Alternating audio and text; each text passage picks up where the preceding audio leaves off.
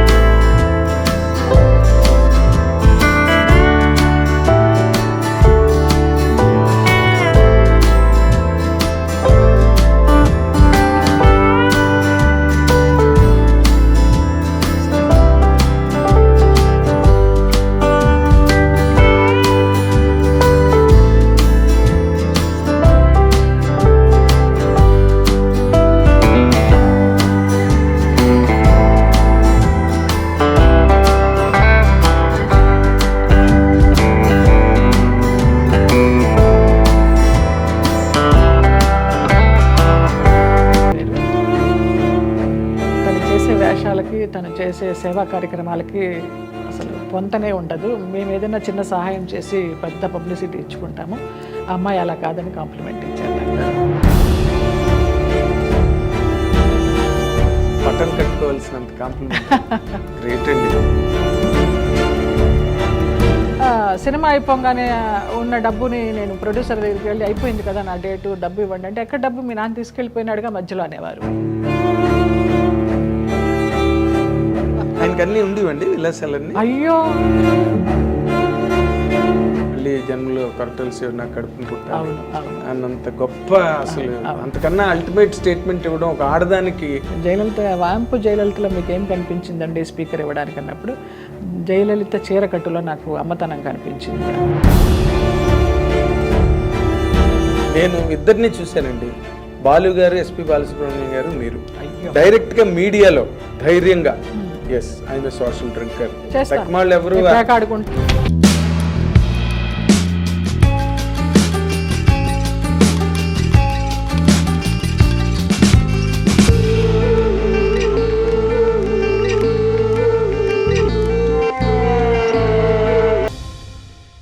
Welcome to our dear audience of I dream. ఇప్పుడు మనతో పాటు స్టూడియోలో ఉన్న గెస్ట్, చాలా ప్రత్యేకతలు ఉన్న గెస్ట్, ఆవిడ ప్రఖ్యాత నాట్య కళాకారిణి. ఒక పక్క కళారంగం వైపుకి వెళ్తే, మరోవైపు సినిమా రంగం వైపు వస్తే బోరింగ్ పాపగా మొత్తం ప్రపంచానికి, మాస్ జనాలకి సుపరిచితమైన, చాలా లాంగ్ కెరీర్ ఉన్న గొప్ప నటి. ఆవిడ పేరు జయలలిత గారు. ఆవిడ ఇప్పుడు ప్రస్తుతం మనతో పాటు స్టూడియోలో ఉన్నారు. వెల్కమ్ అండి. Welcome to I dream. Thank you. అయితే మిమ్మల్ని లలిత అని పిలవాలా, జయలలిత అని పిలవాలా, జల అని పిలవాలా? జల బాగా గుర్తుంది. రాళ్ళపల్లి గారు పిలిచేవారు మా బావ. అవును. జల, మీరేమో బావ అని పిలిచేవారు. అని పిలిచేదాన్ని. అవును. గుడ్. చాలా సంతోషంగా. చాలా గుర్తులు ఉన్నాయి మీవి నాకు. ఎందుకంటే మొట్టమొదట మీరు మెడ్రాస్లో ఉన్న టైంలో మేము ఆంధ్రజ్యోతిలో జ్యోతి చిత్రాన్ని లీడింగ్ మ్యాగజైన్లో ఫస్ట్ లేక్ ఏరియాలో మీ ఇంటికి వచ్చి నేను మిమ్మల్ని ఇంటర్వ్యూ చేశాను. అప్పటి నుంచి మీరు నాకు బాగా పరిచయం. తర్వాత హైదరాబాద్ వచ్చిన తర్వాత ఎన్ నెంబర్ ఆఫ్ షూటింగ్స్, మీరు లేని సినిమావే లేదు దాదాపు అప్పట్లో ఒక టైం పీరియడ్లో. హైదరాబాద్ వచ్చిన తర్వాత కన్నా చెన్నైలో ఉండి హైదరాబాద్ వచ్చి చేసిన షూటింగ్స్ చాలా ఎక్కువ. అంటే టిల్ 94, 95, 96 ఆ టైం వరకు. అప్పటి వరకు ఇంకా మెడ్రాస్ ఇంకా 2000 నుంచి కొంచెం కొంచెం తగ్గుతూ వచ్చింది. 2003 ఎప్పుడైతే షిఫ్ట్ అయినానో మళ్ళీ ఏవిఎస్ గారి సినిమా ఓరిని ప్రేమ బంగారం గారి దగ్గర నుంచి అలాగా కొంచెం పుంజుకున్నారు మీరు. కానీ మొదట్లో మీరు ఇండస్ట్రీలోకి వచ్చిన తర్వాత మీ కెరీర్ కిక్ స్టార్ట్ అంత పవర్ఫుల్గా జరగలేదని నాకు అనిపిస్తుంది. కిక్ స్టార్ట్ పవర్ఫుల్గా జరిగే సినిమాలకే వచ్చాను, కానీ ఆ క్యారెక్టర్లన్నీ పక్కకి వెళ్ళిపోయాయి, సైడ్ లైన్ అయిపోయి ఇంకోళ్ళు వచ్చి ఆ ప్లేస్లో చేయడం. అంటే గతంలో కూడా మనకున్న ఈ భానుమతి గారు చేయవలసిన క్యారెక్టర్ సావిత్రి గారు చేయడం, షావు గారు జానకి గారు చేయవలసిన క్యారెక్టర్ ఏమో సావిత్రి గారు దేవదాసులో చేయడం, అవును ఇవన్నీ మనకి పరిపాటిగానే ఉన్నాయి ఇండస్ట్రీలో. కానీ చాలా నాకు యాప్ట్ అయ్యేవన్నీ అలా వచ్చి వెళ్ళిపోయినాయి. అది మరి నా దురదృష్టమా వాళ్ళ అదృష్టమా తెలీదు. ఒక్కసారి ఇన్నాళ్ళు ఈ కెరీర్ 40 ఏళ్ల కెరీర్ కనుక వెనక్కి వెళ్ళి ఒకసారి చూస్తే మీ దానిలో అదృష్ట దురదృష్టాలు ఎక్కువ ప్లే చేసాయని అనిపిస్తుంది మీకు? ఎస్, దురదృష్టమే ఎక్కువ ప్లే చేసింది. అవునా? అదృష్టం కంటే కూడా దురదృష్టం ఎక్కువ ప్లే చేసింది. అంటే పెద్ద నేనేదో టాలెంటెడ్ గొప్ప డాన్సర్ అని చెప్పడం కాదు, నాకెందుకు రాలేదు అని అనుకుంటే దురదృష్టమే. టాలెంట్తో పాటు లక్ కూడా తోడవ్వాలి. ఆ లక్ నాకు చాలా తక్కువ, లక్ పాళ్ళు తక్కువ. అవును. లేకపోతే నిజంగా ఇప్పుడు నాకు ఎప్పుడు అనిపిస్తుంటుంది, సినిమా ఇండస్ట్రీలో ఒక జ్యోతి లక్ష్మి గారికి ఒక జయలలిత గారికి వాళ్ళు they are more than heroine material అని. అంటే వాళ్ళందరూ కూడా జయమాలిని కానీ సిల్క్ స్మిత్ కానీ వాళ్ళు ఎవరు కాదు. అవును అవును, జ్యోతిలక్ష్మి గారు చాలా మ్యాగ్నెటిక్ పర్సనాలిటీ, చాలా అందగతే ఆవిడ, గొప్ప వాళ్ళందరికంటే కూడా నాకు ఎల్వి జయలక్ష్మి గారు. ఎల్వి జయలక్ష్మి గారు ప్రాణం, అది వేరు. She's a classic dancer. Classic dancer. ఆవిడ ఎప్పుడు అంతస్తుల సినిమాలో ఒక్క సీన్ చిన్నది కొంచెం సెక్సీగా ఉండేటట్టుగా మాస్ చేశారు కానీ, బట్ తక్కువన్నీ భరతనాట్యాలే ఆవిడ చేసినవన్నీ దాదాపు. అలా ఇష్టం నాకు అస్సలు. కొంచెం ఒక్కటి కూడా రాలేదు అలాగా. ఒక్క స్వయం కృషిలో మాత్రం లాస్ట్లో క్లైమాక్స్లో క్లాసికల్ సాంగ్, బట్ చిరంజీవి గారికి చరణ్ రాజు గారికి ఫైట్, ఆ ఫైట్ మీదకి వెళ్తుంది కానీ ఆడియన్స్ దృష్టి నా సాంగ్ మీద పోలేదు. కానీ ఇప్పుడు ఈ గ్యాప్ ఉంది చూసారా, అంటే మీ డిజర్వింగ్ ఎబిలిటీ అండ్ జరిగింది, ఈ రెండింటికి మధ్య మీ మానసిక స్థితి ఎలా ఉండేదండి? ఎందుకంటే అవకాశాలు వచ్చేవి ఒక పక్కన జారిపోతూ, ఇంకో పక్కనేమో ఇష్టం లేనివి చేస్తూ లేదా సూట్ కానివి చేస్తూ, ఈ రెండింటి మధ్య మీ మానసిక స్థితి, ఎందుకంటే మీరు చాలా సున్నితమైన మనిషి బేసిక్గా. అంత మెచ్యూర్డ్ కాదు మానసిక స్థితి, ఆ నలిగిపోవడాలు అవి ఏమీ తెలియదు. ఒకటే మైండ్లో పెట్టుకున్నాను, నా గురించి ఫ్యామిలీ వచ్చేసింది, వాళ్ళందరినీ బతికించాలి. సో నాకు అనుకున్న క్యారెక్టర్లు రాలేదు, పోయినాయి. వచ్చిన క్యారెక్టర్లతో తృప్తి పడుతూ చేసుకుంటూ వెళదాము. అప్పుడు నాకు ఒక అడ్వైజర్ కానీ గాడ్ ఫాదర్ కానీ ఎవరు లేరు. కొంచెం వెయిట్ చేయమా, మంచి క్యారెక్టర్, అందరూ హీరోయిన్ మెటీరియల్ అనేవారే కానీ హీరోయిన్గా ఎవరు ఇవ్వలేదు, వ్యాంప్గానే ఇచ్చారు. సరే ఏది ఇస్తే దాన్నే నేను సంతోషంగా స్వీకరిస్తూ చేసుకుంటూ వెళ్ళాను. కానీ ఇష్టం ఉన్నా లేకపోయినా నా అభిమానులు కూడా చాలామంది ఇంత హోమ్లీ ఫేస్ వ్యాంప్ ఎలాగిస్తారమ్మా డైరెక్టర్ గారు మీకంటే, నాకు వ్యాంప్ ఎక్స్ప్రెషన్ పలకదు, అసలు పలకదు. ఐటమ్ సాంగ్ చేసినా కూడా క్లాసికల్ మిక్స్ అవుతుంది అందులో.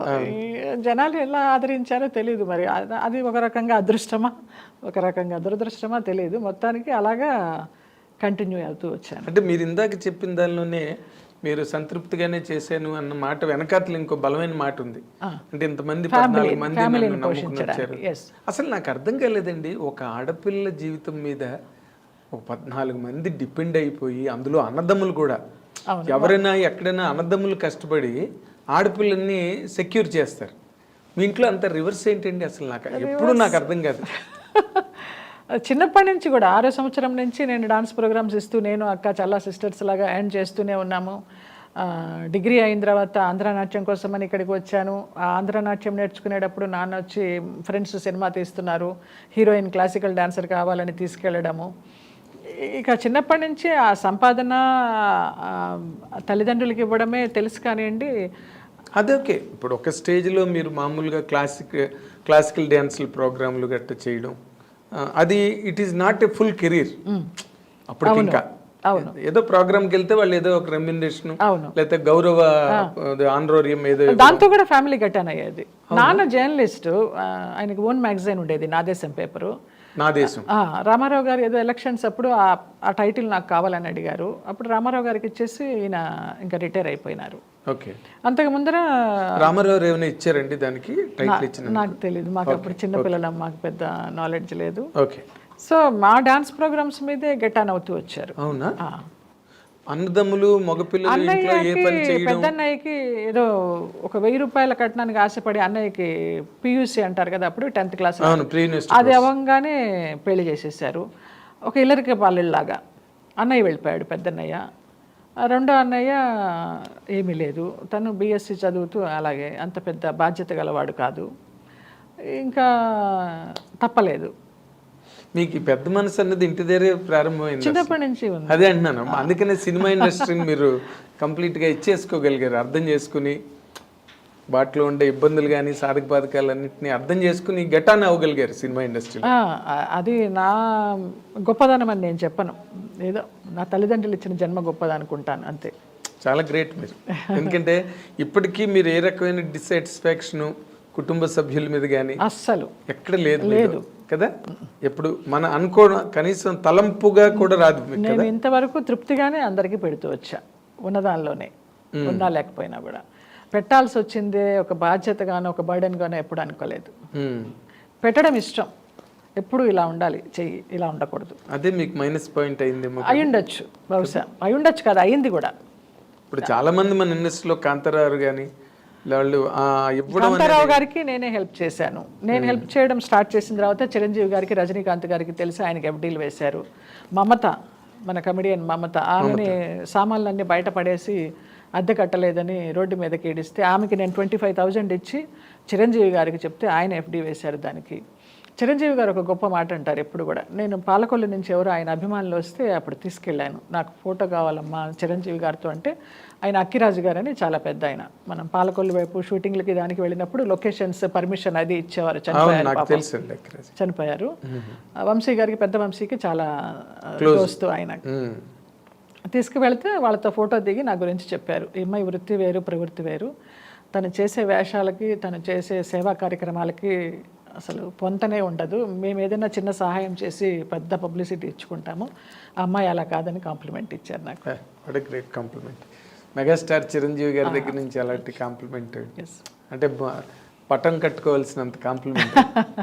ఎగ్జాక్ట్, సంతోషించాను చాలా. అలాంటి ఒక మాట ఎంతో తృప్తినిస్తుంది. ఇవన్నీ ఈ అసంతృప్తులన్నీ పక్కనకి వెళ్ళిపోతాయి. అంటే మీరు సినిమా ఇండస్ట్రీలో మీకు లభించిన ఈ కైండ్ ఆఫ్ సాటిస్ఫాక్షన్ ఏదో, దాంతో మీరు ఇంటి హోమ్ ఫ్రంట్ లో ఉన్న షాక్స్ ని బాగా ఇచ్చేసుకున్నారు అనుకుంటున్నాను. అంతే కదా, కరెక్ట్. అంటే బయట ప్రపంచంలో మీరు more successful than at home. అవును, అంతేనా? అవును.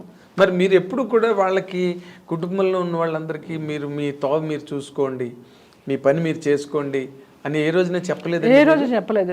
నాకు అట్లా చెప్పలేను. నేను మరబొమ్మలాగా వదిలి, నాకు శక్తి ఉంది, నేను చేస్తాను అంతవరకు. ఇప్పటికి కూడా, ఈ రోజు వరకు కూడా అంతే. ఇంకా 2 మేనగోడళ్ళు ఉన్నారు నాకు పెళ్ళిళ్ళకి, వాళ్ళకి చేర్చి పెడుతూ ఉంటాను, ఉన్నా లేకపోయినా. నాదే బాధ్యత అంతే. నేను చేస్తే నాకు సంతోషం. నా అమ్మ నాన్నలు పైలోకాల నుంచి నన్ను దీవిస్తారు, వాళ్ళ ఆత్మలు శాంతిస్తాయని నాకు ఒక నమ్మకం. ఎందుకంటే అమ్మ పోయేటప్పుడు చెప్పింది, వీళ్ళందరినీ చూసుకోవే కొంచెం, వాళ్ళు ఎవరికి ఏమీ దోవలేదనేసి. ఇక ఆ మాట ఉండిపోయింది, ఆమె ఇచ్చిన జన్మ ఇది, ఆమె పెట్టిన భిక్ష ఇది అనేసి. అలాగా గ్రేట్ అండి, దండం. ఎందుకంటే మాకు తెలిసిన జయలలిత గారు, ఆవిడ ఇంత సున్నితమైన పర్సన్. ఆర్టిస్ట్ అంటేనే సున్నితంగా ఉంటారు. అవును, చాలా. చిరంజీవి గారు కూడా చాలా సున్నితమైన మనస్తత్వం ఉన్నాయి ఆయన. ఉన్నారండి, మహానుభావులు ఉన్నారు. అలాంటి మా జయలలిత గారు ఇన్నాళ్ళు ఈ జీవన సంగ్రామంలో ఎన్ని ఒడిదుడుకులు, ఎన్ని ఎత్తుపల్లాలు, అలసిపోలా ఎప్పుడు. అలసిపోతే ఇంత గ్లామర్గా పడడం లేవడం తప్పించి అబ్బా అని ఎప్పుడు అనుకోలే. అంటే ఇన్ జనరల్గా నాకు అనిపించిన దాంట్లో మీది అంటే మీకుగా మీకు ఇప్పటి వరకు వెనకాతలకు ఒకసారి పర్యావలోకనం చేసుకుంటే మనవి కొన్ని తప్పులు అనిపిస్తాయండి. అన్ని తప్పులే, స్వయంకృతాపరాధాలే మీవే అన్ని. కొన్ని విధిలిఖితాలు అనుకోవచ్చు కానీ స్వయంకృతాపరాధాలు ఎక్కువ, విధిలిఖితం తక్కువ. నీ రాత నువ్వే మార్చుకోవచ్చు అని అంటారు కదా, అటు నా రాత నేనే మార్చుకున్నా. ఓవర్ పొసెసివ్నెస్, కుటుంబ సభ్యుల మీద అలవి మాలిన ప్రేమానురాగాలు, అవసరమైన, అవును, అంటే ఓవర్ ఎఫెక్షన్స్ అవి కూడా తెలియదు తల్లిదండ్రులతో నాకు. మామూలుగా పుట్టాము, పెరిగాము, చదువులు బళ్ళో వేశారు, డాన్స్ నేర్పించారు, ఏం కావాలో అది కావలసిన బట్ట ఇచ్చారు, తిండి పెట్టారు, అంతవరకు. కానీ డిగ్రీ వరకు కూడా నా ఇంట్లో రేడియో లేదు, గుంటూరులో ఉన్నప్పుడు. నేను చెన్నై వచ్చాక ఇవన్నీ ఒకటొకటిగా లగ్జరీ లైఫ్ చూసి చేసుకున్నవి. ఏమో తెలియదు మరి, అది అలా జరిగిపోయింది. అంటే మరి అంతమంది ఉన్న ఇంట్లో రేడియోలు గట్ట ఎక్కడ వస్తాయి? అదే 2 పూట్ల భోజనానికి సరిపోతుంది, రేడియో ఎక్కడి నుంచి? అవును, అప్పుడు బంగాళదుంప కూర చేసి రసం పెడితే చాలా rich food. Rich food exactly. పైగా మీరు బ్రాహ్మలు, ప్యూర్ బ్రాహ్మలు. అదే అందుకనే ఇన్ జనరల్గా ఈ సినిమా ఇండస్ట్రీలోకి వచ్చిన తర్వాత మీరు మొదట బిగినింగ్లో అసలు మ్యారేజ్ అన్న కాన్సెప్ట్ మైండ్లో లేదండి మీకు? లేదండి, నాన్న అలాగ నూరిపోసేసారు. నేను డాన్స్ చేస్తున్నప్పుడు, క్లాసికల్ డాన్స్ ప్రోగ్రామ్స్ ఇస్తున్నప్పుడు ఐఏఎస్ ఆఫీసర్స్, ఐపీఎస్ ఆఫీసర్స్ వచ్చేవారు. అమ్మాయి చాలా బాగుంది, మేము సంబంధం చేసుకుంటామని. అసలు పెద్ద పెద్దగా కేకలు పెట్టేసేవారు. హాట్ టూట్, నా పిల్ల డాన్సర్ అన్న కావాలి, పెద్ద హీరోయిన్ అన్న కావాలి, అంతే, పెళ్ళనేది చేయని జన్మలో దానికి అనేవారు. అలాగా నాకు కూడా నిజమైన తండ్రి కాదు ఊరికే అంటే మన జనరల్గా ఎవరైనా ఏ ఫాదర్ అయినా ఆడపిల్ల ప్రైమ్ మినిస్టర్ అయినా పక్క నుంచి సంబంధాలు చూద్దాం ట్రై చేస్తారు. ఆయనకి లేదు అసలు ఆ ఉద్దేశం. ఇంకా అమ్మ కూడా చాలా నార్మల్ హౌస్ వైఫ్. నేను ఆవిడ చూసానండి, అసలు నోట్ల నుంచి మాటే రాదు. అవును, అలాగా ఒంటి నిండా నగలేసుకుని కూర్చుంటుంది. నేనేం కొనుక్కుంటే ఆవిడకి కూర్చోవడం చెన్నైలో నాకు కూడా కొనిపెట్టే బాపాయ్ అంటది. అవన్నీ వేసుకుని నా నగలన్నీ వేసుకొని మొత్తం నిండుగా అలా కూర్చుంటుంది, అంతే. ధన్యులండి మీ తల్లిదండ్రులు, నిజంగా మీ కుటుంబం. ఎందుకంటే మొత్తం వాళ్ళ శక్తి అంతా దేవుడు మీలో పోస్తాడు. మీరు తెలియదు, ఎస్, వాళ్ళందరినీ చూసుకోవాలి, ఎక్కడో కూడా వాళ్ళ మీద పొరపచ్చాలు లేకుండా. బట్ అలాంటి మీకు అంతలా చెవిలో ఇల్లు కట్టుకుని నూరు పోసారు మీ ఫాదర్ అని మీరు చెప్తున్నారు. మరి ఆ రెండో మ్యారేజ్ అసలు ఎట్లా అంటే అది? ఏది రెండు ఇన్ ది సెన్స్ సెకండ్ స్టేజ్లో మీరు మొదట మ్యారేజ్ అన్న పాయింటే లేదు. మొదట మ్యారేజ్ చేసుకున్నాను కదా, మూవీ చేసేటప్పుడు అతనితో లవ్, ఒక 7 సంవత్సరాల లవ్, పెళ్లి చేసేసుకోవడం ఇంట్లో ఇష్టం లేదు. లవ్ అంటే లివింగ్ టుగెదర్, ఊరికే లవ్వే. ఇంటికి వచ్చేసేవాడు, మార్నింగ్ నుంచి నైట్ వరకు మన ఇంట్లోనే ఉండేవాడు.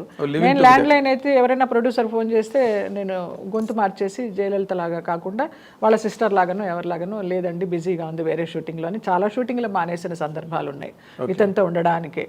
అట్లా అంత లవ్ చూపించాడు అనమాట. ఇంట్లో లవ్ తక్కువ నాకు. ఎవరికి వాళ్ళు షూటింగ్ నుంచి వచ్చేసరికి నిద్రపోతూ ఉండేవాళ్ళు, లేకపోతే డైనింగ్ టేబుల్ మీద ఫుడ్ ఉంటే పెట్టుకుని తినడమో, లేకపోతే అది కూడా లేకపోతే పడుకోవడమో చేసేదాన్ని. రోజుకి 3 షిఫ్ట్ చేసేదాన్ని. పెద్ద నాతో ఎవరు ఇంట్లో వాళ్ళు కూడా షూటింగ్కి వచ్చేవాళ్ళు కాదు. నా ప్రొఫెషన్ ఇల్లు ఎంత మీ డబ్బులేకి తప్పితే మీరు ఇక అంతే, జగమెరిగిన సత్యం అది. అంటే మీరు లివింగ్ టుగెదర్ అండి? మ్యారేజ్ లేదు, మ్యారేజ్ చేసుకున్నాం చోటానికరమ్మ ఆలయం అని కొచ్చిన్లో. చాలా 7 ఏళ్ల లవ్ తర్వాత లవ్ లో ఉన్నప్పుడు చాలా మంది పెద్దలు చెప్తూ వచ్చారు. చలపతిరావు గారు కానీ, గోపాలకృష్ణ గారు కూడా మీకు చెప్పడం నాకు తెలుసు. నేను అబద్ధం చెప్పా ఆయనకి, గోపాలకృష్ణ గారికి. కేరళలో షూటింగ్ అని చెప్పి వెళ్ళి పెళ్లి చేసుకున్నాను. నేను పెళ్లి చేసుకుని వచ్చిన తర్వాత తిరుపతిలో షూటింగ్ మాది. ఏదో నేను, కిన్నెర, గోపాలకృష్ణ గారు, శారద గారు, పరిచయమా ఏదో పేరు, దాని పేరు.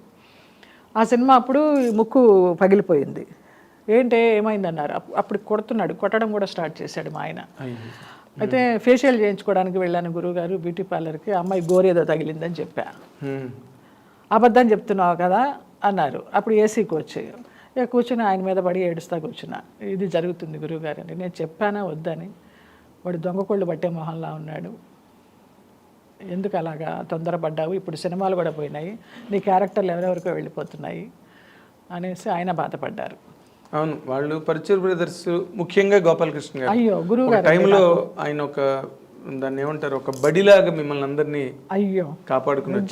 నిజంగా శారద గారికి క్యారెక్టర్లు రాసిన, మీకు రాసిన, శివపార్వతి గారికి రాసిన, ఆయన చాలా తాపత్రయపడ్డేవారు. మళ్ళీ నిన్ను ఒక శారదలాగా చేయాలి నాకు అనేసి. కానీ మనకి రాసి ఉండాలి కదా ఆయన మాటలు. అప్పటికే ప్రొడ్యూసర్స్ చాలా మంది మాటలు వినడం కూడా మానేశారు. వాళ్ళ ఇష్టం, హీరోలే క్యారెక్టర్స్ని మారిపోయింది. వాళ్ళు ట్రెండ్ ఉన్నంత కాలం వాళ్ళు రూల్ చేశారు. అసలు ఎంత చెప్తే అంత వాళ్ళు. అవును, తర్వాత ఆ టైం దాటిపోయింది. ఇప్పుడు ఆ మ్యారేజ్ ఎప్పుడైతే అలాగా ప్రాబ్లం వచ్చిందో, మీరు అంటే గతంలో సావిత్రి గారికి కూడా జమినీ గణేష్ని చేసుకోవద్దని రామారావు, నాగేశ్వరరావు, చాలా మంది, నాగిరెడ్డి గారు, చక్రపాణి గారు లాంటి వాళ్ళు కూడా చెప్పారంట. కాకపోతే అదృష్టం ఏంటంటే మీరు మరీ సావిత్రి గారి రేంజ్కి వెళ్ళిపోలేదు. అదే అలాంటి ఒక డెస్పరేట్ మూమెంట్స్ ఏమైనా వచ్చేయండి? ఏం లేదు అస్సలు. అసలు కుంగిపోవడం కానీ ఏంటి లైఫ్ ఇలాగ అనుకున్నాను ఇలాగైందని చచ్చిపోవాలనే ఆలోచన కానీ ఎప్పుడు రాలేదు. బతికి చూపిద్దామనేసి. అదే ఆవిడ డ్రింకింగ్ కూడా రిసర్చ్ అయిపోయారు సావిత్రి గారు. చాలా దారుణమైన ఆవిడకి పిల్లలు ఉండి వాళ్ళ సపోర్ట్ లేక అలాగైపోయినారు. నాకు భగవంతుడి దయ వల్ల పిల్లలు ఎవరు లేరు కాబట్టి నాకు నేనే నిలదొక్కుని నేనే కంట్రోల్ చేసుకున్నా. అదేలేండి. అదే మీరు పిల్లలందరికీ కుటుంబ సభ్యులందరికీ అమ్మ అయిపోయారు కదా, అందుకని మళ్ళీ అమ్మ వాళ్ళని అనిపించలేదు మీకు? లేదు కదా, అస్సలు అనిపించలేదు. కానీ ఇలాంటి మా మంచి జయలలిత గారు అసలు అమ్మ కాలేకపోవడం, ఇప్పుడు అందరూ మిమ్మల్ని అమ్మ అమ్మ అని పిలుస్తుంటే జయలలిత గారు లాగా, తమిళనాడు జయలలిత గారు అలాగే ట్రీట్ చేస్తారు ఇక్కడ. ఆవిడ నేషనల్ నెట్వర్క్ ఇంటర్వ్యూలు ఇచ్చినప్పుడు కూడా జయలలిత గారు చెప్పారు, నేను మామూలుగా ఇంట్లో అమ్మని కాలేకపోయాను కానీ బట్ ఐ బికేమ్ ఎన్ అమ్మ టు హోల్ తమిళనాడు. ఎంత గొప్పదనం అండి అసలు, చాలా గ్రేట్. మీరు ఒక చిన్న సైజులో మీరు అట్లాగనమాట ఇంట్లో ఫ్యామిలీ సంబంధించి. కానీ ఈ షాక్స్ లేదా ఈ డెస్పరేట్ సెట్ బ్యాక్స్ ఇవన్నీ మీ కెరీర్ మీద ఎప్పుడు ఇంపాక్ట్ చూపించలేదు? ఏం చూపించలేదండి. నేను చాలా లైట్గా తీసుకుంటూ పోయినాను ఈ దెబ్బలన్నీ కూడా. ఎక్కువ అది తట్టుకోలేనంతగా, నేను భరించలేనంతగా ఎప్పుడు మైండ్కి తీసుకోలేదు. ఇలాగైందా అవని రేపు మంచి జరుగుతుంది అలాగే పాజిటివ్తో వెళ్ళాను కానివ్వండి. నా కెరీర్ మీద ఏమి ఇంపాక్ట్ చూపించలేదు. అంత పెద్ద కెరీర్ అని కూడా చెప్పను నాది, బట్ వెళ్ళిపోయింది, సామాన్యంగా వెళ్ళిపోయింది అలాగంతే. తర్వాత అసలు ఇన్ జనరల్గా నేను చూస్తుంటే ఓ పక్కన బ్రదర్స్, ఇంకో పక్కన ఫాదరు, ఇంకో పక్కన పెళ్లి చేసుకున్న వ్యక్తి. మీ పాలిట మొగాళ్ళే ఎక్కువ శత్రువులు తయారయ్యారేమో. మీ నాన్నగారు కూడా మిమ్మల్ని చాలా సైడ్ ట్రాక్ చేశారని నేను వినివ్వండి అండి. అప్పుడు మీరేమో అనుకోకండి, ఎందుకంటే మెడ్రాస్ ఇండస్ట్రీలో మాట్లాడుకునేవారు జయలలితని తప్పుతావ పట్టిస్తున్నదే వాళ్ళ నాన్న. ఈజ్ ఇట్ ట్రూ అండి? ట్రూ అండి. లైక్ పెళ్ళే కానివ్వలేదు అనుకోండి ముందు విషయం. అదే చెయ్యండి అన్న ఇలాగ అంటున్నారు, మరి స్విమ్ సూట్ వేసుకోమంటున్నారు, చిన్న చిన్న డ్రెస్ చెయ్యమ్మా పర్లేదు, ఆర్టిస్ట్ అన్నీ చేయాలి అనేవారు. అలా అండల్లో మీకు ఏమనిపించిందండి? అంటే మీరు చెయ్యాలి, డబ్బు సంపాదించాలి, ఇంటికి తీసుకురావాలి. అప్పుడు అంత ఆలోచన కూడా లేదు నాగేంద్ర. లేదు, ఓకే కరెక్ట్ అంటున్నారు, అంతే, తండ్రే కదా చెప్తున్నాడు చేద్దాం అంతే. చిన్నప్పటి నుంచి ఇలాగ స్కూల్ గుండెలకు అద్దుకొని ఎవరు చూస్తారా అని తలెత్తకుండా వెళ్ళిన ఫ్యామిలీ, తలెత్తకుండా వెళ్ళిన అమ్మాయిని మొత్తం అన్నీ ఓపెన్ ఇండస్ట్రీకి రాగానే. ఆ అమ్మాయి అయినా ఈ అమ్మాయి అయినా అప్పుడప్పుడు అనుకుంటా, చాలా రేర్గా అనుకుంటా. ఇప్పుడు అదే కాంచన్ గారి లాగా, కాంచన్ గారి జీవితానికి మీ జీవితానికి కొంచెం దగ్గర సంబంధం, చిన్న పోలిక ఉంది, చిన్న పోలిక ఉంది కదా. అవును, ఆమెకి అంతే కదా, పేరెంట్సే కదా, పేరెంట్సే శత్రువులు ఆవిడకి నిజంగా. మధుసూదన్ రావు గారు కూడా సపోర్ట్ చేయాలి, ఒకరు మంచి క్యారెక్టర్స్ ఇచ్చారు కానివ్వండి, ఒక ఇల్లాలిగా స్వీకరించలేదు. ఆవిడ అడిగింది నోరు తెరిచి, అవునా పెళ్లి చేసుకోండి, తాళి కట్టండి అని. దే లివ్ ఇట్ టుగెదర్ చాలా ఉన్నారు. ఆమెకు అది తృప్తి లేదు, ఒక ఇల్లాలుగా ఉందాం అనుకున్నారు, అది ఆయన ఇవ్వాల. అదేంటో అసలు అర్థం కాదు. లాస్ట్ వరకు కూడా ఆవిడ మెడ్రాస్లో ఉన్న రోజుల్లో లాస్ట్ వరకు కూడా కొన్ని కుటుంబాలకి సంబంధాలు చూడమని అడిగేవారు ఆవిడ. అవును అవును, నేను చేసుకుంటానని. అవును, ముఖ్యంగా చాలా ఇష్టం, పెళ్లి చాలా ఇష్టం ఆవిడకి. జంజాల్ గారి వైఫ్ని పదే పదే అడిగేవారు ఆవిడ, మ్యారేజ్ చేసుకుంటే ఏదైనా మంచి సంబంధం ఉంటే చూడండి. ఇవన్నీ కూడా ఇల్లు, పెళ్లి, పిల్లలు ఇవన్నీ ప్రాప్తం ఉండాలి, లేకపోతే జరగవు. సినిమా యాక్టర్లకి ఎందుకండి ఇలా జరుగుతుంది? సినిమా యాక్టర్లు ఎంతమంది బాలేరు? వాణిశ్రీ గారు బాలేరా? జమున గారు బాలేరా? అప్పుడు అందరూ పాత వాళ్ళందరూ బాగానే ఉన్నారు. 2 ఎగ్జాంపుల్స్ మీరు గబుక్కుని చెప్పగలిగారు. అదే ఆలోచించండి, సడన్ గా గుర్తు. జమున గారు అండ్ వాణిశ్రీ గారే. కాంచన్ గారు కానీ, కాంచన్ గారి గురించి ఇప్పుడు చెప్పారు, షావుకార్ జానకి గారు కానీ, కృష్ణ కుమార్ గారు. షావుకార్ లైఫ్ స్టైల్ వేరు, ఆవిడ అంతే చాలా లైట్ తీసుకుంటూ వెళ్తారు, ఆవిడ కూడా పెద్ద పట్టించుకోరు. మళ్ళీ కృష్ణ కుమార్ గారు చాలా సెన్సిటివ్, చాలా సంసారపక్షంగా ఉండాలి అనుకునే మనిషి, ఆవిడ అలాగే ఉన్నారు. మంచి పీక్ లో ఉన్నప్పుడు కదా ఆవిడ మానేసి మ్యారేజ్ చేసుకుంటారు ఆవిడ. అవును. ఇప్పుడు అలాంటి పరిస్థితుల్లో మీరు ఈ కెరీర్ని నేను మెయింటైన్ చేయాలా, కంటిన్యూ చేయాలా, లేకపోతే అనే ఒక నిరాశ ఎప్పుడు కలగలేదు కదా? నాకు వచ్చింది ఇది ఒకటే విద్య, అయితే డాన్స్ లేకపోతే నటన. డాన్స్ చేయడం మానేశాను, వ్యాంపు వేషాలు వేస్తున్నాను, మళ్ళీ క్లాసికల్ డ్రెస్ వేసుకొని స్టేజ్ మీద పర్ఫామ్ చేస్తే ఎలా ఆదరిస్తారో తెలియదు, అందుకొని చేయలేదు, మానేశాను. స్కూల్ పెట్టమన్నారు. స్కూల్ పెడదామంటే పేరెంట్స్ పంపిస్తారా పిల్లల్ని, ఈ వ్యాంపు వేషాలు వేసి ఆవిడ ఐటమ్ సాంగ్స్ చేసి ఆవిడ క్లాసికల్ డాన్స్ ఏం చెప్తుందని పంపించరేమో అన్నీ నాలో నేనే ఆన్సర్స్, నాలో నేనే క్వశ్చన్స్ వేసుకొని మొత్తానికి ఆ డాన్స్ ప్రాక్టీస్ని దూరం పెట్టి అంత అలాగా షేప్ అవుట్ అయిపోయినా. తర్వాత శోభనాయుడు గారి ట్రూప్లో చేరాను. శోభనాయుడు గారు ఎప్పుడు అంటూ ఉండేవారు, మేడం ఎందుకమ్మా ఉన్న విద్యను అలాగా చంపేస్తావు, చెయ్యి నాతో బ్యాలెన్స్ చేయని. సరే ఆవిడతో బ్యాలెన్స్ చేద్దాం బాగుంటుంది కదా అని వెళితే అన్ని జెంట్స్ క్యారెక్టర్స్ ఇచ్చేది ఆవిడ. వెంకటేశ్వర స్వామి, కృష్ణ తెలియకుండా నేను మొత్తం డాన్స్ చేసి మేకప్ తీసేదాకా ఓ జయలలిత మీరా వెంకటేశ్వర స్వామి వేసింది అని అనేవాళ్ళు. అది నాకు తృప్తినివ్వలేదు. అక్కడి నుంచి మానేసి వచ్చాను. మొన్న కరోనా టైంలో కొంత ఆశ తీర్చుకున్నాను. అందరూ షూటింగ్స్ లేవు, ఏమీ లేవు కదా. మా ఫ్లాట్స్లో అందరూ పెద్దవాళ్ళు చిన్నవాళ్ళు అందరూ వచ్చి డాన్స్ నేర్పు జయమ్మ, బేసిక్స్ అన్న నేర్పు అంటే వాళ్ళతో 2 నెలలు అలాగా చక్కగా సంతోషంగా గడిపాను ఆ డాన్స్ నేర్పుతూ. అంటే కాదు, ఇప్పుడు నార్మల్గా మీరు మంచి పీక్లో ఉన్న రోజుల్లో అసలు కాల్ షీట్ మీద కాల్ షీట్ చేయడం 3 కాల్ షీట్స్ చేశాను. అంటే దానికి తగ్గట్టుగానే మీకు ఇన్కమ్ కూడా ఉంటుంది ఆ రోజున. ఇన్కమ్ ఎంతండి మాకు, మేము డిమాండ్ చేసేదాన్ని కదా అసలు.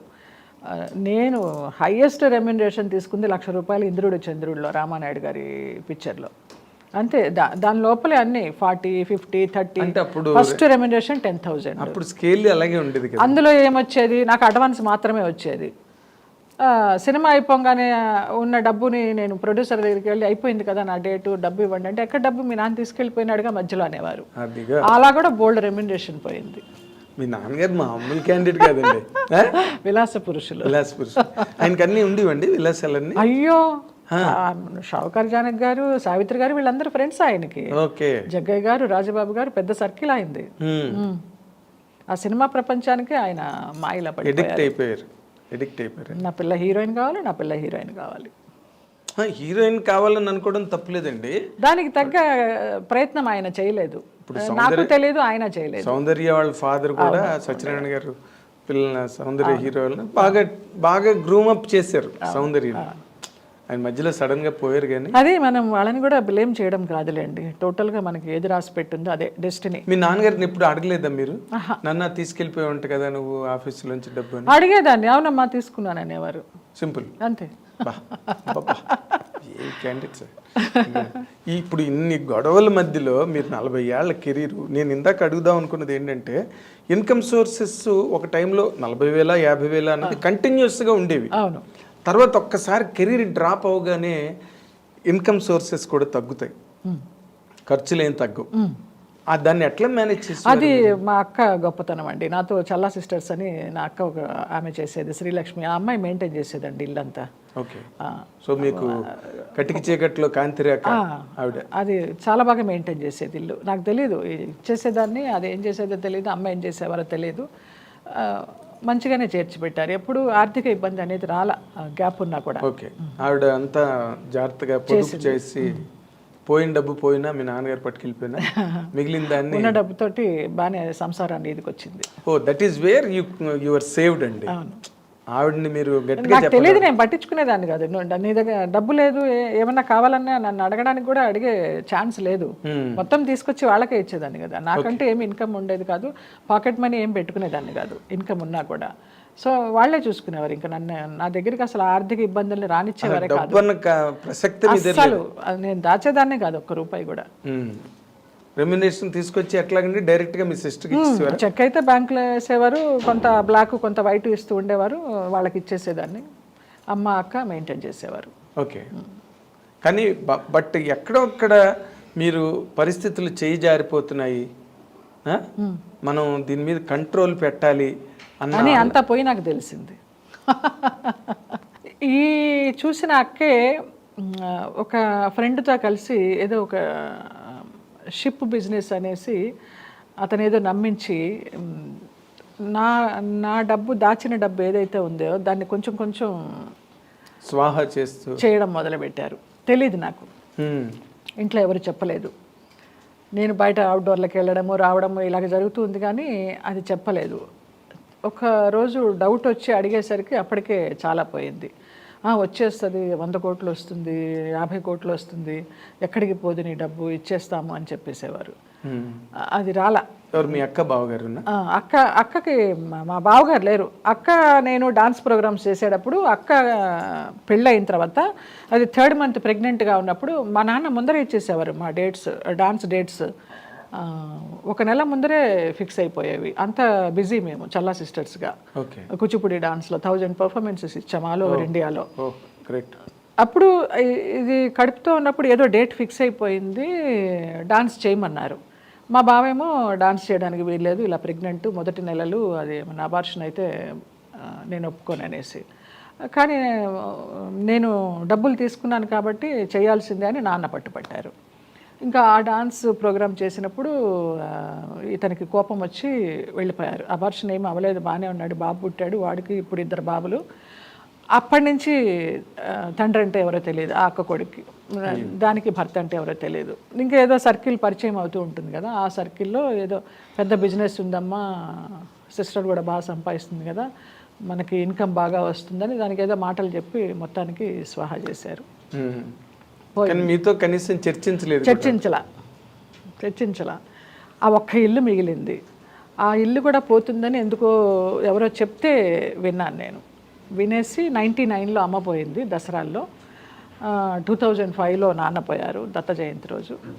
వీళ్ళిద్దరు పోయిన తర్వాత వాళ్ళిద్దరిని సొంత ఇంట్లో పోనిచ్చి అక్కడే వాళ్ళకి కార్యక్రమాలన్నీ చేసి సంవత్సరికాలన్నీ చేసి అప్పుడు ఆ ఇల్లు అమ్మేశాను. లేకపోతే ఆ ఇల్లు కూడా నాకు ఉండేది కాదు. ఆ ఇల్లు అమ్మేస్తానంటే అప్పుడు నాకు ఆడిటర్ రామ్మోహన్ రావు గారు, బ్రహ్మ యాండ్ కంపెనీ, ఆయన ఇన్కమ్ ట్యాక్స్ ప్రాబ్లం వల్ల సగం నా పేరు మీద సగం అమ్మ పేరు మీద పెట్టారు. అమ్మ పేరు మీద పెట్టిన దానికి మేము సంతకాలు పెట్టమన్నారు, మాకు కూడా రావాలి అమ్మ ఆస్తి అని. కానీ నాది ఆస్తి అమ్మ పేరు మీద ఉంది కాబట్టి మాకు ఆస్తి రావాలి, ఆస్తి ఇస్తామంటే వాటా ఇస్తామంటే సంతకాలు పెడతామన్నారు. సరే పర్వాలేదు, అన్నదమ్ములు అక్క చెల్లెళ్ళకే కదా ఇచ్చేది అనేసి సగం వాళ్ళకి ఇచ్చి సగం నేను తెచ్చుకొని ఆ డబ్బుతో ఇక్కడ కొనుక్కొని హైదరాబాద్లో అలా హైదరాబాద్ షిఫ్ట్ అయ్యాను. ఓకే. సో మీకు అడుగడుగునా అసలు అన్ని అవాంతరాలే, ఎక్కడ కూడా మీకు సపోర్ట్ గా ఉన్నది ఏం లేదు. ఒక సిస్టర్ మీకు ఏదో బాగున్నది కొంత అనుకుంటే ఆవిడ ద్వారా కూడా మీకు అది ఏదో నమ్మేసింది, ఏదో ఎక్కువ డబ్బులు వచ్చేస్తాయి అందరం సెటిల్ అయిపోతామని ఏదో మనిషికి ఉంటుంది కదా. ఇప్పుడు ఆవిడ మీతోనే ఉన్నారండి? చెన్నైలో ఉందండి, వాళ్ళ అబ్బాయితో ఉంది. పెద్దక్క వాళ్ళ అబ్బాయిలతో ఇక్కడ బాచిపల్లిలోనే ఉంటుంది. పెద్దన్నయ్య చెన్నై, రెండో అన్నయ్య చెన్నై. రెండో అన్నయ్య మీకు తెలుసు, జయదేవ్, ఆంధ్రజ్యోతిలో ఫ్రీలాన్స్గా పనిచేసేవాడు. వాడిద్దరు కూతుళ్ళే నాకు బాధ్యత, నా బిడ్డల్లాగానే. ఇప్పుడు ఎక్కడున్నాడు జయదేవ్? చెన్నైలో, కొడంబాకం. ఇప్పుడు ఇంతమందికి మీరు లైఫ్లు సెటిల్ చేసి వాళ్ళందరికీ ఒక జీవన మార్గాన్ని ఏర్పరిచి అందరూ బాగున్నారు, అందరూ బాగుండి మీరు ఫైనల్గా అసలు మీ డెస్టినేషన్, మీ గమ్యం ఎలా ఉంటుందో ఎప్పుడైనా ఊహించుకుంటారండి? నేను ఊహించాను కదా, నాకు ఈశ్వరుడు ఉన్నాడు, ఆయన చూస్తాడు నా డెస్టినేషన్. నాకేం కావాలి, ఎవరు నా దగ్గర ఉండాలి, నాకేం చేయాలి, నా అంతిమ దశ ఎలా ఉండాలి అనేది ఆయన. ఇంత ఫిలసాఫికల్ నేను కర్మ సిద్ధాంతాన్ని బాగా నమ్ముతాను నాగేంద్ర. ఇప్పుడు రమణ మహర్షి గారు కూడా చాలా, నాకు పెద్ద ఫోటో ఉంటుంది హాల్లో, ఆయన ముందు కూర్చొని మాట్లాడుకుంటాను, ఆయన ముందు కూర్చొని మెడిటేషన్ చేసుకుంటాను. ఆ మెడిటేషన్లోనే మానస సరోవర్ అంతా తిరిగి వస్తాను. ఈశ్వరుడు నా చేయి పట్టుకుని ఆ మానస సరోవర్ అంతా చూపించినట్టు హాయిగా ఉంటుంది, మనసు తేలిగ్గా ఉంటుంది. అవునా? ఇప్పుడు మరి ఒకసారి మ్యారేజ్, సినిమా ఇండస్ట్రీలో ఒక మ్యారేజ్ పాడవడం అన్నది చాలా కామన్గా మనం చూసింది. నాకు ఆ థాట్ భయపడిపోయాను నేను. ఒక పెళ్లి, ఒక ప్రపోజల్ కూడా రాలేదండి? రాలేదు, ఎక్కడ రాలేదు, ఎవరు రాలేదు. నేను ఆ చోటు ఇవ్వలేదు, ఎవరు రాలేదు కూడా. ఓకే. మీరు పైగా ముఖ్యంగా మీరు చెప్పిన ప్రతి మాటలోని ఒక గోపాలకృష్ణ గారు ఉన్నారు, ఒక చలపతిరావు గారు, ఏవిఎస్ గారు, గిరిబాబు గారు ఇప్పటికీ ఫోన్ చేస్తారు. విమెన్ సపోర్ట్ ఏం లేదా మీకు ఇండస్ట్రీ? ఏం లేదంటే ఫోన్లు చేస్తారు, అక్క, వదిన, అమ్మ అనుకుంటూ. రాగిణి పాపం ఎప్పుడు ఫోన్ చేస్తుంది, రక్ష, లతాశ్రీ చేస్తూ ఉంటారు. అక్క తిన్నావా, వదిన బాగున్నావా, అన్నపూర్ణమ్మ గారు, అన్నపూర్ణమ్మ, వైవిజయ, శ్రీలక్ష్మి ఆ బ్యాచ్ వేరు, వాళ్ళు నాతో పెద్ద క్లోజ్ ఉంటారు. నేను పూర్ణి అని పిలుస్తాను కానీ ఎక్కడన్నా ఫంక్షన్లో కనిపిస్తేనే హలో అని. రాగిణి ఎక్కువ టచ్లో ఉంటుంది, రక్ష, లతాశ్రీ టచ్లో ఉంటారు, చిట్టిబాబు, జయమ్మ ఎలా ఉన్నావు అనేసి, గోపాలకృష్ణ గారు, వీళ్ళే. సో ఆడమలయాళం ఎక్కడే లేదు. హేమ ఎప్పుడన్నా చేస్తూ ఉంటుంది. అక్క నీ ఇంటి భోజనం తినాలి. మా మేనమామ కొడుకు బాచి అని నాతో ఉంటాడు, వాడు చాలా బాగా చేస్తాడు వంటలు. వాడి భోజనం తినాలని వస్తూ ఉంటారు చాలా మంది, రోజు 10 మంది తింటారు మన ఇంట్లో ఇప్పటికి. మహాతల్లి మీద దండం. అయితే ఇన్ జనరల్గా ఇప్పుడు సినిమా ఇండస్ట్రీలో మీ ప్రయాణంలో చేదు అనుభవాలు అని అనిపించి గబుక్కుని తలుచుకోగానే ఒక్కసారి శివరు షేక్ వచ్చి నన్ను అందరూ తిడుతున్నారు, నువ్వు ఒక్కొక్కసారి ఇంటర్వ్యూలో బేలగా అయిపోయి ఏడుస్తున్నావు, ఇంకొకసారి ఏడుస్తూ ఇంటర్వ్యూ ఇచ్చావంటే మాత్రం మర్యాదగా ఉండదు నువ్వు అసలు. నేను అసలు మీరు ఏడవలసిన అవసరం లేదు, మీరు అక్కడే ఏడ్చారు. నేను బ్లాస్ట్ అయిపోతున్నాను సడన్ గా. కొంతమంది గురించి చెప్పేటప్పుడు కొన్ని ఇన్సిడెంట్లు తలుచుకున్నప్పుడు నాకు తెలియకుండా అది ఆ కడుపులోంచి దుఃఖం వచ్చేస్తోంది, ఆ కంట్రోల్ అవ్వడం లేదు. ఒక గుమ్మడి గారి గురించి అడిగినా, ఒక శరత్ బాబు గారి గురించి అడిగినా, ఈ నా పెళ్ళి ఇలాగ అయిపోయింది. మొన్న ఒక సినిమాలో నాకు షష్టి పూర్తి సీను, నాకు పాత హీరో సురేష్ గారికి అస్సలు ఎంత ఆనందంగా చేశాను. నిజంగానే పెళ్లి కూతురులాగా సిగ్గుపడుతూ నాకు నేనే చాలా నచ్చాను ఆ ముస్తాబులో. ఆ ఉంగరాలు తీయడము, ఆ పాణిగ్రహణము, తలంబరాలు పోసుకోవడం, అరుంధతి నక్షత్రం చూడడం భలే చేశాడు ఆ డైరెక్టర్. చాలా నచ్చింది. అప్పుడు అనిపించింది అబ్బా మళ్ళీ పెళ్లి చేసుకుంటే బాగుండే, ఇంకొక జన్మ ఉంటే, ఈ జన్మలో కాదు ఇంకొక జన్మ ఉంటే మళ్ళీ. కానీ ఈ జన్మే మోక్షం అట, నాకు ఇంకో జన్మ లేదట జాతకం ప్రకారం. జాతకాలు గట్టి నమ్ముతారండి? అప్పుడు నమ్మేదాన్ని, చాలా పెట్టాను. ఇప్పుడు లేదు, ఇప్పుడు జాతకం లేదు, ఏం లేదు, ఓన్లీ రమణ మహర్షి ఏక్ నిరంజన్ అంతే. అదే ఇందాక మీరు అంటున్నప్పుడు, ఇప్పుడు నేనే ఫర్ ఎగ్జాంపుల్ మేము మన మెడ్రాస్ డేస్ నుంచి నేను మిమ్మల్ని చూసిన దాని మనిషిగా చాలా బాధ అనిపించే సందర్భాలు మీరు ఎలా తట్టుకున్నారా అని నేను చిట్టిబాబు రెగ్యులర్గా మాట్లాడుకుంటున్నాను. దాంట్లో ఈ సందర్భాలన్నీ దొరుకుతాయి. మనందరం ఒక ఫ్యామిలీ లాగా మెడ్రాస్లో ఉన్నాం కాబట్టి ఆ సెంటిమెంట్ ఎక్కువ ఉంటుంది. మీరు ఇప్పుడు కళ్ళ నీళ్ళు పెట్టుకున్నారంటే మాకే ఒకసారి కళ్ళు చెమర్చున్నారు. నాట్ నెసరీ, ఎందుకంటే అది బోల్డ్ లేడీ. ఒక్కొక్కసారి చేదు అనుభవాలు అన్నారు కదా, అన్ని చేదు అనుభవాలే, కానీ వాటిని అన్నింటినీ తీపి అనుభవాలు చేసుకుని వచ్చాను నేను. అది అదేలే. అంటే ఇన్ జనరల్గా డైరెక్టర్స్ లేకపోతే బయట అపోహలు ఏంటంటే ఈ లేడీ ఆర్టిస్టులు చాలా ప్రాబ్లమ్స్ ఫేస్ చేస్తారు సినిమా ఇండస్ట్రీలో, right from the beginning to the last point. అలాంటి సందర్భాలు మీరు ఏమైనా ఫేస్ చేశారా? మా టైంలో నేను చూడలేదండి. ఇప్పుడు ఈ కాస్టింగ్ అస్సలు నాకు తెలియదు. ఆ మాట పలకడం కూడా రాదు నాకు అసలు, టు బి ఫ్రాంక్. మా అదృష్టం అలాంటిది, మేము చేసిన యుగం అలాంటిది కాదు. చాలా బాగున్నాం అందరూ ఆప్యాయంగా. పని ఉందా లేదా, డబ్బులు ఉన్నాయా లేదా, తిన్నావా లేదా అని అడిగిన వాళ్ళే కానివ్వండి. ఇలాగా మనకు తెలియదు ఈ ఫోర్స్లు, బలవంతాలు. మీరు రామానాయుడు గారి స్టూడియోకి ఆయనతో కాఫీ తాగడానికి అయ్యో ఎప్పుడు అక్కడే కూర్చునేదాన్ని.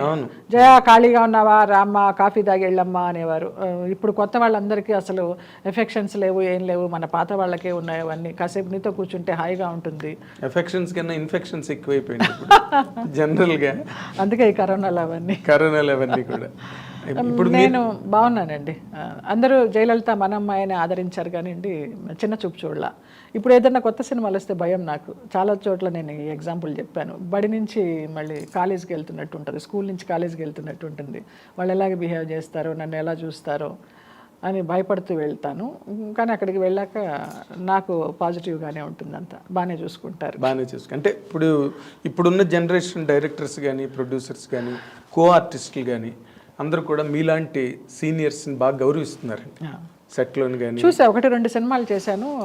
ఒకటైతే తమ్ముడు సత్యం గారి ఆధ్వర్యంలోనే, అది పాత స్కూలే, దాని గురించి అసలు ఇంత కూడా ఆలోచించక్కర్లేదు.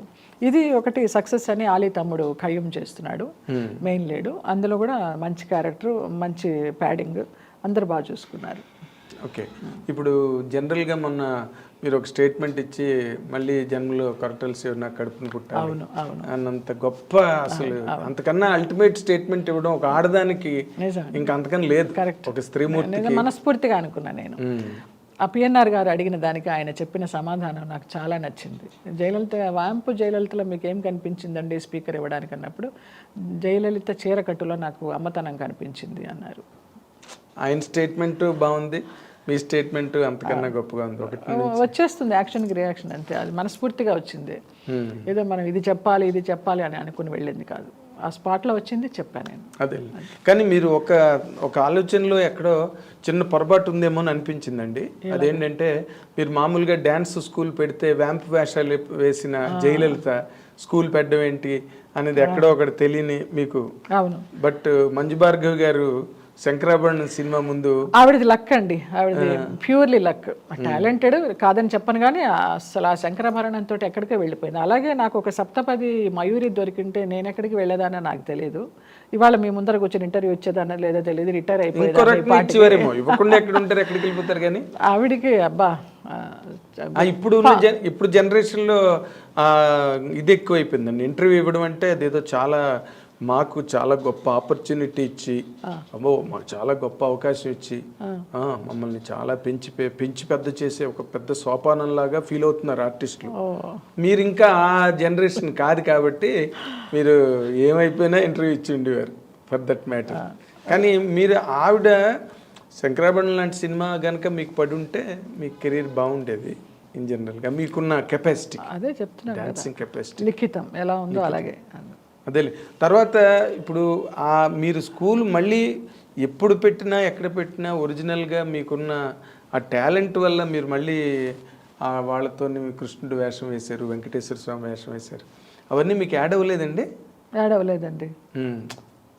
గోదావరి పుష్కరాల్లో చేశాను, బ్రహ్మోత్సవాల్లో చేశాను. ఇప్పుడు గ్రహణం సినిమా చేస్తే ఒక ప్లస్ పాయింట్, టర్నింగ్ అవుతుంది లైఫ్ అని అనుకున్నాను. ఏమీ లేదు. అతనే మీకు మళ్ళీ వేషాలు ఇవ్వలేదు కదా? మోహన్ కృష్ణ నేను ఫోన్ చేసి అడుగుతా, నేను ఏ కృష్ణ నాకు ఇన్ని సినిమాలు చేస్తున్నారు, ఇంతమంది పెద్ద ప్యాడింగ్ పెట్టుకుని నాకు వేషం లేదా అంటే నేను ఆర్టిస్ట్ని కాదా అని అడుగుతాను. అయ్యో అమ్మ, ఒక గ్రహణం లాంటి క్యారెక్టర్ మీరు చేసిన తర్వాత మీకు ఆ స్థాయికి మించిన పాత్ర ఇవ్వాలి, కానీ నేను ఎట్లా పడితే అట్లా క్యారెక్టర్లు ఇవ్వలేను అన్నాడు. ఇక నేను కామ్ అయిపోయినా. కరెక్టే కదా, ఒక రకంగా నవ్వాలా ఏడవాలా తెలియదు. ఓ పక్కన పొగినట్టుంది, ఇంకో పక్కన అవకాశం రాలేదు. తను అలాంటి క్రియేషన్స్ ఉన్న డైరెక్టర్స్ తలుచుకుంటే చేయొచ్చు, ఒక పాత్ర సృష్టించవచ్చు. ఆయన భరణి గారిని కంటిన్యూ చేశారు అలాగే, కానీ నాకు ఇవ్వలేదు. తర్వాత మాయాబజార్లో ఇచ్చారు, కానీ చిన్న క్యారెక్టర్. మన ఎస్పి బాలసుబ్రహ్మణ్యం గారితో ఆ క్లైమాక్స్లో వస్తాను. భూమిక మన ఆనంద్ రాజా చేసిన మాయాబజార్ చేశాను.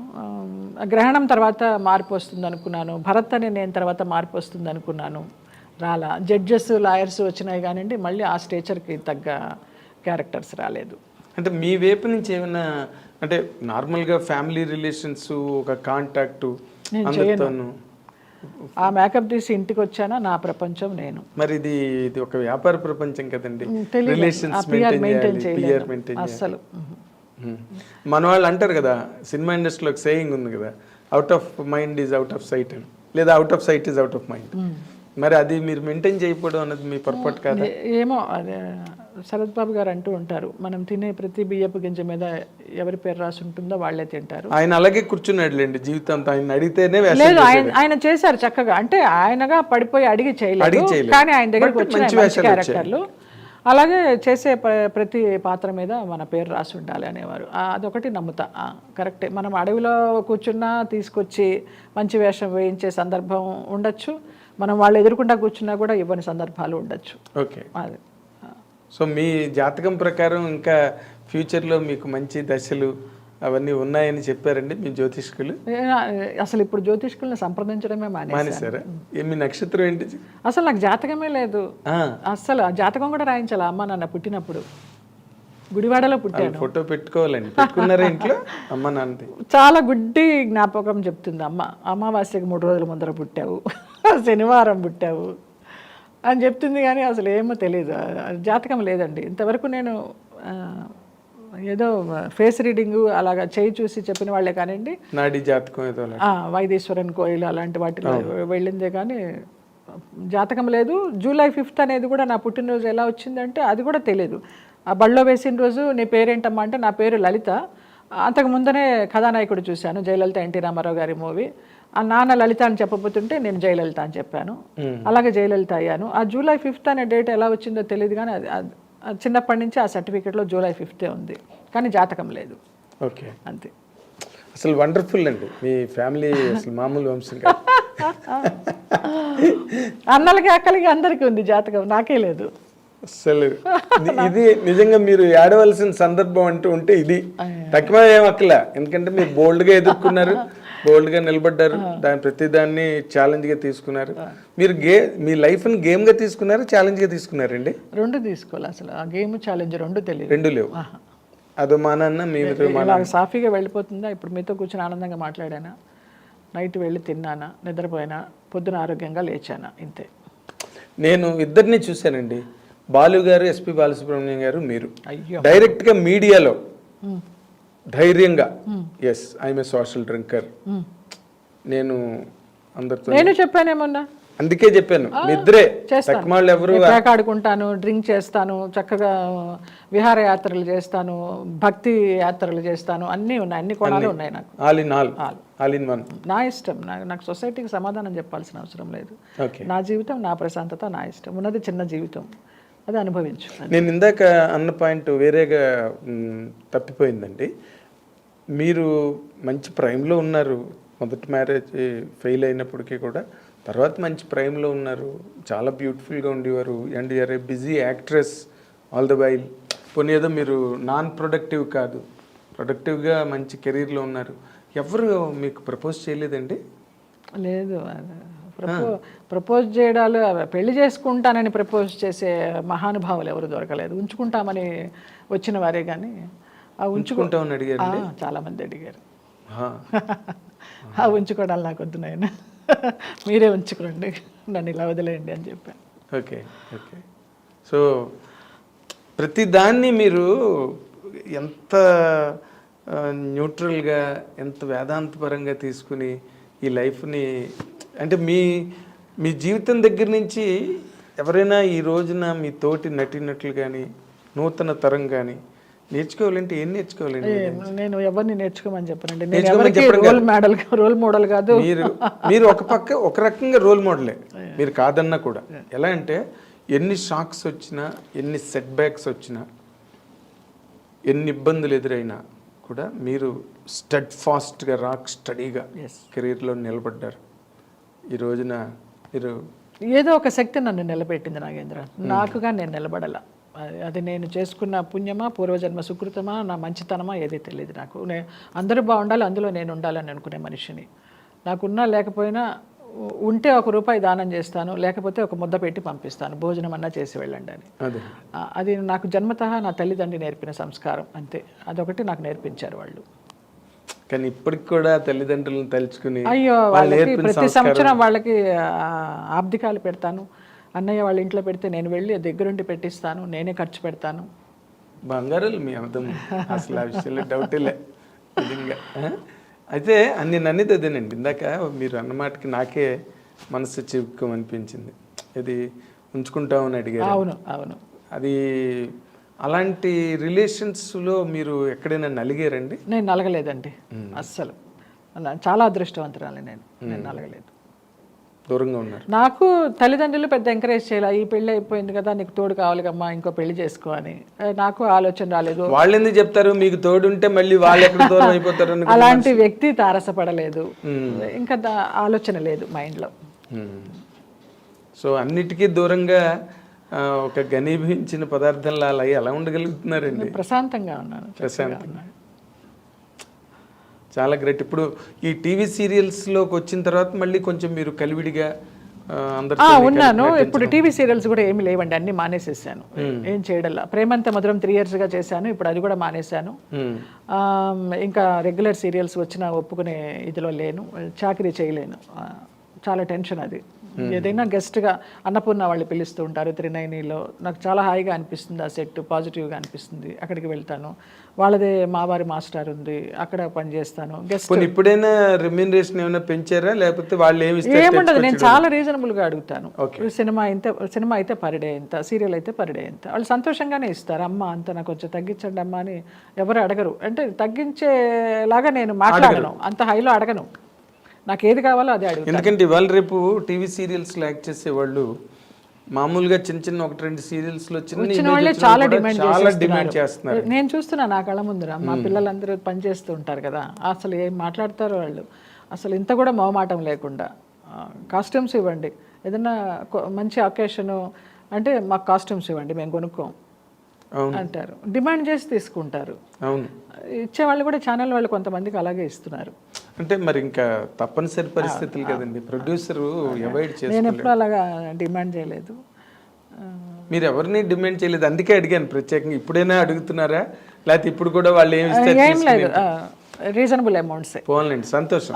ఇదొక్కటి ఇప్పటి వరకు మీరు మాట్లాడిన దానిలో సంతోషం కలిగించే విషయం ఇదొకటి. ఏంటంటే నేను అడుగుతున్నాను, నాకు ఇంత కావాలి అని అడుగుతున్నాను అని. లేదు, నేను అడిగేది వాళ్ళు ఇస్తున్నారు. జీవితం మీకు బాగానే నేర్పిందండి. అవునా? మరి లేకపోతే ఇంతవరకు వచ్చి మీరు అడగడం వరకు వచ్చారంటే. కారుల్లో తిరిగిన మా జయలలిత గారు ఇప్పుడు ఆటోల్లో తిరగడం, అసలు నోరెత్తి అడగడం తెలియని జయలలిత గారు నాకు ఇంత కావాలని అడగడం, ఇదంతా మాకు చాలా ఒక విచిత్రంగా. లావిష్ లైఫ్ చూశాను, లో లైఫ్ చూశాను. అంటే మరీ అంత అంటే రోజు గడవని పరిస్థితులు ఏమైనా చూసారు? రాలా.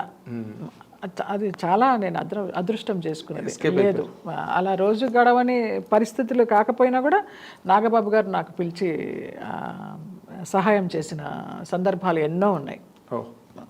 నేను ప్రతి ఇంటర్వ్యూలో చెప్పుకుంటా, ఆయన నాకు దేవుడు అనేసి. జయ ఉందామ్మా లేదమ్మా, ఏదో కేఫ్లో కూర్చుని ఉంటారు, రా ఒక కాఫీ తాగు, కవర్ తీసుకెళ్ళు అంటారు. ఎవరు నాకు అంత హెల్ప్ చేయలే. ఆయన బావ అని పిలుస్తాను. ఈ మధ్యకాలంలో ఆయన పెద్ద టచ్లో లేరు. అదే ఆయన వేరే పొలిటికల్ యాక్టివిటీలో మనము పెద్ద డిస్టర్బ్ చేయకూడదు అంతే. చాలా మీకు ఉన్న ఏదో గంగిగోవు పాలు గరిటెడైన ఉన్న చాలా అంటారే, అలాగే మీకు ఒక చిరంజీవి గారి ఆదరణ ఉంది, ఒక నాగబాబు గారి ఆదరణ ఉంది. ఉన్న ఆదరణ వాళ్ళ వరకు వెళ్ళే స్థితి ఇంకా రాదు అని కూడా అనుకుంటాను. చాలా అసలు ఇది చాలా గొప్ప హర్షణీయమైన విషయం అండి మా అందరికీ కూడా. ఎందుకంటే మిమ్మల్ని మొదటి నుంచి చూసిన వాళ్ళుగా మాకు కూడా కొంచెం గర్వంగా ఉంది ఈ క్షణం. మీ అందరి ఆశీస్సులు, అందరి అభిమానాలే ఇలాగ ఈ రోజున ఇలాగ నిలబెట్టాయి అంటే, నన్ను ఇలాగ మీ ముందర కూర్చోబెట్టాయంటే ప్రేక్షక దేవుళ్ళు, మీడియా వారు. నేను ఒక జర్నలిజం ఫ్యామిలీ నుంచి వచ్చిన అమ్మాయిని. ఎస్. నేను అందుకే మీ జీవితం రాబోయే రోజుల్లో మీరు ఒక బ్యాడ్ మెమరీగా మిగలలేదు మాకు. సావిత్రి గారు అలాగా ఆవిడ సినిమాలు చూసి ఆవిడ జీవితం అలాగైందని బాధ అనిపిస్తుంది. శారద గారు కూడా ఆవిడ మ్యారీడ్ లైఫ్ కూడా, ఆవిడ ఆర్టిస్ట్గా ప్రొఫెషనల్గా గెలిచారు కానివ్వండి, ఇంట్లో పర్సనల్గా గెలవలేదు. ఆవిడ ఎంత ఫైట్. మలయాళంలో 100 సినిమాలు యాక్ట్ చేసిన మహానటి, మామూలు ఆవిడకి. మహానుభావులు వాళ్ళందరూ దేవతల దేవుళ్ళే నాకు, పాత వాళ్ళందరూ. అదే మీరు దేవతలు దేవుళ్ళు వాళ్ళందరూ మీకు, మీరు ఒక్కరే అందరికీ దేవతలు దేవుళ్ళ కనిపిస్తారు ఇంటర్వ్యూలు చూసిన తర్వాత. ఎందుకంటే చిన్న చిన్న నిరాశలకి, చిన్నపాటి సెట్ బ్యాక్లకే సూసైడ్లు చేసుకుని చచ్చిపోతున్నారు టీవీ ఆర్టిస్టులు. తల్లిదండ్రులకి ఎంత బాధ కదా అసలు చిన్న చిన్న వాటికి అనమాట. ఏదో లవ్ ఫెయిల్ అయిందని వెంటనే ఏదైనా మంచి చెప్పపోయినా కూడా వాళ్ళకి అది చెడులాగానే అనిపిస్తుంది. చాలా సెన్సిటివ్ అయిపోయింది జనరేషన్. భయపడుతున్నారు ఇప్పుడు జనరేషన్ ఏమన్నా అంటానికి, తల్లిదండ్రులే పిల్లల్ని ఏమన్నా అంటానికి భయపడుతున్నారు. ఆ దుస్థితి రాకూడదు. కానీ మీలాగా బోల్డ్గా నిలబడడం రావాలి. అది చిన్నదేదో జరిగిందని ఈ మధ్య రోజుల్లో చాలా మంది టీవీ ఆర్టిస్టులు చచ్చిపోవడం మనం చూసామండి. ఏదో లవ్ ఫెయిల్ అని, లేకపోతే ఏదో మిస్అండర్స్టాండింగ్, లేకపోతే కెరీర్ నిలబెట్టుకోలేకపోవడం, ఇవన్నీ అంతే. దేవుడు ఎవరికి ఏది రాసి పెట్టి ఉంటే అదే. సో మీకు రాబోయే రోజుల్లో ఇప్పుడు ఉన్న రాతని మార్చి ఇంకా చాలా గొప్ప రాత రాసి మా జయలలిత గారు ఇంకా కలకళలాడుతూ కలకాలం మంచి ఇలా కాకుండా ఇలాగే చెయ్యి ఉండేటట్టుగా, అదే నా కోరిక. ఆరోగ్యంగా ఉండాలి, 10 మందికి పెట్టే శక్తి ఉండాలి, మంచి మంచి వేషాలు మళ్ళీ మీరు చెయ్యాలి, రావాలి. ఇష్టమే సినిమాల్లో మంచి మంచి వేషాలు, మంచి అమ్మలు. కానీ మీరు చిన్నది మెయింటైన్ చేయకుండా మీరు మరి అడగందే అమ్మైనా పెట్టదని సామెత ఊరికే తెలియదు నాగేంద్ర. ఇప్పుడు తెలియదంటే కుదరదండి. తెలియదంటే ఎట్లా? నేను ఈ ఒక్క విషయంలో మాత్రం మీతో నేను వాదిస్తా. తెలియదంటే ఎలా కుదురుతుందండి? మనం ఉన్నది సినిమా ఇండస్ట్రీలో, ఎవరి పనుల్లో వాళ్ళు బిజీగా ఉంటారు. ప్రతి వాళ్ళకు ఒక పిఆర్ అని. నాకు సీరియల్లో వేసే ఒక కొడుకు విజయ్ అనేసి, వాడు ఒకసారి అమ్మ ఆఫీసులకు తీసుకెళ్తాను, నాకు 4-5 తెలుసు మంచి డైరెక్టర్లని 4-5 ఆఫీసులకు తిప్పాడు నన్ను. వాళ్ళంతా ఆశ్చర్యంగా చూశారు, కానీ ఈవిడ ఆఫీస్కి వచ్చింది ఏంటని ఒకళ్ళు కూడా ఛాన్స్ ఇవ్వాల. మీరు ఆఫీసులకు వెళ్ళినా కూడా ఆఫీసులకి వెళ్ళక్కర్లేదండి. మీకన్నా కనిపిస్తే ఏమన్నా వాళ్ళకి ఐడియా ఉంటుందేమో. మీరు అమాయకులే, అతను మరీ అమాయకుడే. ఇప్పుడు మీరు నార్మల్ గా ఒక మేనేజర్ని మీకు ఇండస్ట్రీలో తెలియని వాళ్ళు ఎవరున్నారు? ఈ రోజు వరకు నాకు మేనేజర్ అంటే ఏంటో తెలియదు. అది ఇప్పుడు నేర్చుకోవాలి కొన్ని. మీరు బిఏ రోమన్ వైలియర్ రోమ్ అని కొన్ని తెలుసుకోండి. కూడా తెలియదు నాకు. మరి రోమ్ పాస్ అయినాను, బిఏ ఎకనామిక్స్. ఇప్పుడు మనం హైదరాబాద్ లో ఉన్నాం, హైదరాబాద్ తగ్గట్టుగా ఉండాలి. అనకాపల్లిలో ఉన్నప్పుడు అనకాపల్లిలో ఏంటి 2003లో వచ్చాను, ఇవాళ ఏంటి ఇది 2023, 20 సంవత్సరాలు అయింది వచ్చి, ఏమీ నేర్చుకోలేదు. ఎలా చాలా మీరు కూడా బంగారమే, మామూలు బంగారం కాదు. అందుకని అవన్నీ కొన్ని చిన్న చిన్న ఏర్పాట్లు, చిన్న చిన్నవి, పెద్దవి మార్చేసుకుని మీరు కారు వేసుకున్నది అని ప్రతి ఆఫీస్ అది అక్కర్లేదు. కానీ ఒక చిన్న ప్రయత్నం వాళ్ళకి ఇప్పుడు ఇంటర్వ్యూలు అసలు ఎవరి నెంబర్లు తెలియవు ముందు. మాకు మీకు మాట చెప్తున్నానండి, రుద్రం కోటే ఉంది, మీరు దాని గురించి ప్రమోషన్లకు ఇంటర్వ్యూలకు వెళ్తున్నారా లేదా? ఇంటర్వ్యూలకు వెళ్తున్నాను, ఎక్కని ఆఫీస్ లేదు, దిగని ఆఫీస్ లేదు. అది ఎందుకు వెళ్తున్నారు? అందరికీ తెలియాలి. ఇది బాగుంది. సినిమా రిలీజ్ ముందు సక్సెస్ మీట్ ప్రీ రిలీజ్ ఈవెంట్లను పెడతారు. ఎందుకు ఇలాంటి సినిమా ఒకటి వస్తున్నది అని పబ్లిక్కి తెలియాలి. దీనిలో ఎన్ని బాధలు ఉన్నాయని నాకు ఇప్పుడే తెలిసింది నాయన. ఒక కాలంలో చెన్నైలో ఉన్నప్పుడు డిస్ట్రిబ్యూషన్ చేశాను, ఆ పెళ్లి సినిమా తమిళ్లో అవల్ వారి వాళ్ళ అలాగా, అది కూడా లాస్ అయినాను. కానీ పెళ్లి నేను తమిళ్లో అవల్ వారి వాళ్ళని అది డిస్ట్రిబ్యూషన్ చేశాను. ఆ మూవీలో నేను యాక్ట్ చేశాను, పెళ్లిలో చేశాను, తమిళ్లో చేశాను. ఓకే.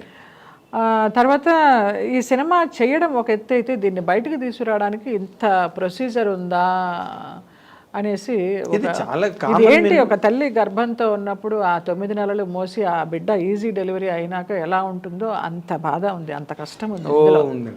కాకపోతే ఇది కామన్ మినిమం ప్రోగ్రామ్ అండి, అంటే కామన్ మినిమం అన్నమాట. అసలు నాకేదో గాబరాగా గజిబిజిగా ఉంది, ఇంటర్వ్యూలకి వెళ్ళడము మాట్లాడడము అంతా మళ్ళీ కొత్తగా ఉంది, అలవాట్లేదు కదా, పోయింది.